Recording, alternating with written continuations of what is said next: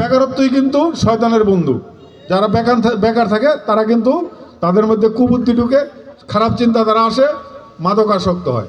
তাই উনি চান যে এই মুন্সিগঞ্জ একে একটি ইপিজেডটা অনেকে আমরা বুঝি না। আসলে ইপিজেডটা হচ্ছে একটি শিল্পনগরী, ইন্ডাস্ট্রিয়াল এরিয়া।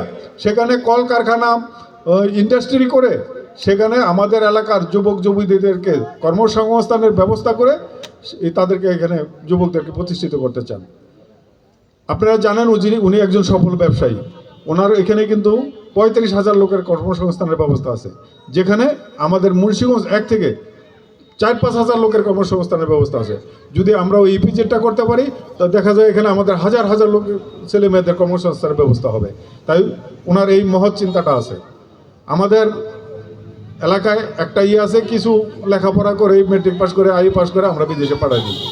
দেখা যায় সাধারণ লেবার বিষয়, ক্লিনার বিষয়, ওই যে টাকার সহজভাবে বলে ছাগল রাখার বিষয় আমরা পাঠাই দিই। টাকা খরচ করে যায় কিন্তু বেতন কম।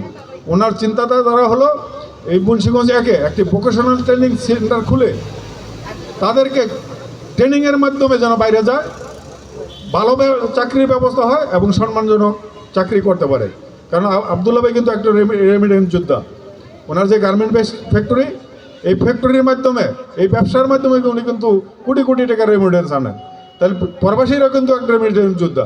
যদি ভালো কাজে যাইতে পারে, ভালো বেতন পাইতে পারে, তাহলে কিন্তু তারাও রেমিডেন্স বৃদ্ধি করতে পারবে, দেশের জন্য কল্যাণ হবে।